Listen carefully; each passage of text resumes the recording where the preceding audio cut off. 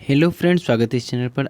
आज के इस वीडियो में हम लोग देखते हैं जो बीपीएससी के द्वारा एडीओ की बहाली लाई गई है, तो उसके बारे में पूरे चयन प्रक्रिया के बारे में हम लोग बहुत कम टाइम में पूरी जानकारी लेंगे। ठीक है, चलिए तो देखिए, जो एडीओ का पूरा नाम है वो है सहायक शिक्षा विकास पदाधिकारी, असिस्टेंट एजुकेशन डेवलपमेंट ऑफिसर। ठीक है, चलिए एक एक करके हम लोग सारे बातों को देखते हैं, सारे चयन प्रक्रिया के बातों को समझते हैं। तो देखिए, विज्ञापन जो जारी किया गया था, इस विज्ञापन की संख्या है 87/2025। पद का नाम आपको पता चल ही चुका है कि सहायक शिक्षा विकास पदाधिकारी है और इसे एडीओ कहा जाता है। ठीक है, चलिए अगला देखिए, पदों की कुल संख्या कितनी है। तो पदों की कुल संख्या 935 है। आवेदन का प्रकार ऑनलाइन है और ऑनलाइन आवेदन शुरू हुआ है 27/8/2025 से, और आवेदन की अंतिम तिथि जो है 26/9/2025 तक है। देखिए अगला जो है, वेतन की बात करें तो वेतन जो है इसका प्रारंभिक वेतन जो है, वेतन स्तर जो है 5 के तहत मूल वेतन जो है 29,200 है। ठीक है, अगला देखिए, रिक्त विवरण के बारे में हम लोग जानकारी लेते हैं। तो देखिए, पदों का श्रेणीवार वितरण हम लोग देखते हैं। तो देखिए, अनारक्षित जो है उनके लिए 374 पदें हैं, जिसमें से 131 महिला के लिए आरक्षित है। ईडब्ल्यूएस के लिए 93 जो है पद हैं, जिसमें से महिला के लिए 33 आरक्षित है।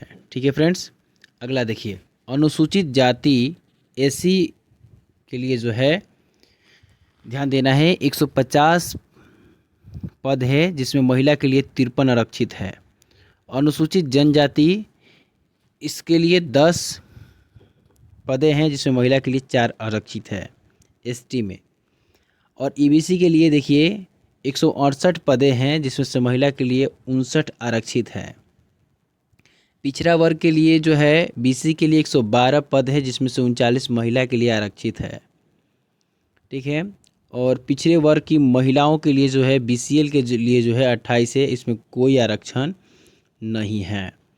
अगला देखिए, कुल पद जो है 935 है, और इसमें से टोटल महिलाओं की बहाली जो होने वाली है 319 होने वाली है। ठीक है, और इसके बाद ध्यान रखिए, इसके अलावा स्वतंत्रता सेनानियों के पोता पोती नात नतनी के लिए जो है 19 पद आरक्षित है, यानी कुल पद का 2% आरक्षित है, और दिव्यांगजनों के लिए 4%। ठीक है, अब देखिए, पात्रता और मानदंड देखते हैं, यानी योग्यता देखते हैं। तो शैक्षणिक योग्यता है कि किसी भी मान्यता प्राप्त विश्वविद्यालय से स्नातक या समकक्ष का जो है डिग्री होना चाहिए।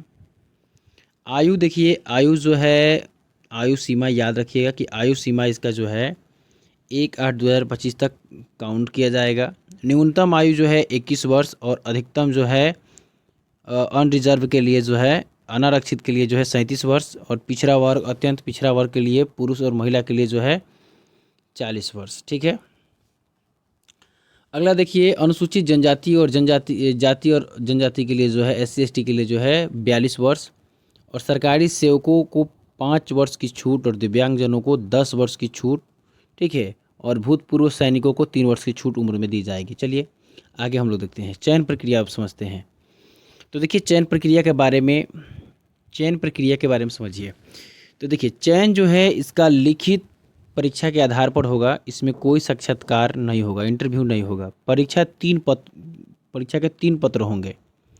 एक होगा सामान्य भाषा का, जिसमें से 100 प्रश्न रहेंगे, जिसमें से 30 रहेगा अंग्रेजी से और 30 रहेगा सामान्य हिंदी से। ठीक है, ध्यान देना है कि यह क्वालिफाइंग पेपर है, केवल पास करना है। इसमें प्रत्येक भाषा में 30 अंक प्राप्त करना अनिवार्य है। ठीक है, चलिए अगला देखिए, दूसरा जो पेपर है सामान्य अध्ययन का है, जिसमें इतिहास, भूगोल, पॉलिटिकल साइंस, इस सबसे क्वेश्चन रहता है। तो सामान्य अध्ययन से जो है 100 प्रश्न रहेंगे, 100 अंक के।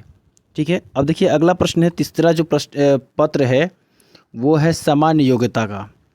देखिए, सामान्य योग्यता से रहेंगे 100 प्रश्न, और 100 अंक के रहेंगे। इसमें मैथ, रीजनिंग, करेंट अफेयर्स, ये सब इसमें सम्मिलित रहेगा। ठीक है, अब यहाँ ध्यान देना है कि प्रत्येक गलत उत्तर के लिए 3 में से 1 अंक कट जाएंगे। ठीक है, ये ध्यान देना है।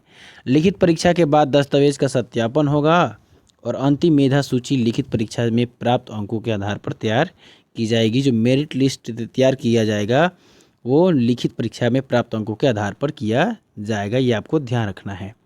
अब देखिए आरक्षण और प्रमाण पत्र के बारे में कुछ बातों को देख लीजिए।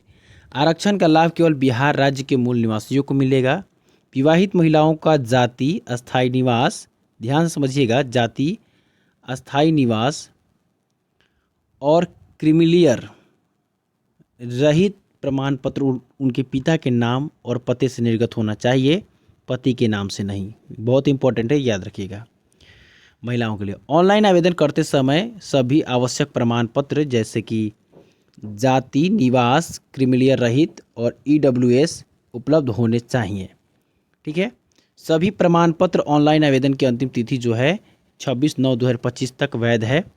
दस्तावेज सत्यापन के समय मूल प्रमाण पत्र प्रस्तुत करना अनिवार्य होगा। ठीक है, मूल सर्टिफिकेट। आवेदन शुल्क के बारे में कुछ बातों को देख लीजिए। तो 100 रुपया लग रहा है आवेदन शुल्क।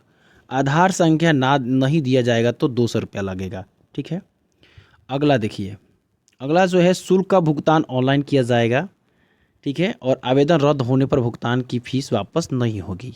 ये नोटिफिकेशन में जो बातें बताई गई है उसी के बारे में हम यहाँ बताए हैं। ठीक है, आगे आप लोग देख लीजिए, यहाँ जो है ऑनलाइन आवेदन की प्रक्रिया कैसे है। तो आवेदन करने के लिए BPSC की वेबसाइट पर जाना होगा। देखिए क्या क्या करना होगा, आप लोग इसको पढ़ लें। ठीक है, तो देखिए फ्रेंड्स, हम बहुत कम टाइम पर BPSC ADO के बारे में पूरी जानकारी दे दिए। इस कारण अगर आप लोग को किसी भी जॉब के नोटिफिकेशन के लिए जानकारी लेना है तो इस चैनल को सब्सक्राइब कर लें। बहुत कम टाइम में पूरी जानकारी हम दे देते हैं। ठीक है, चलिए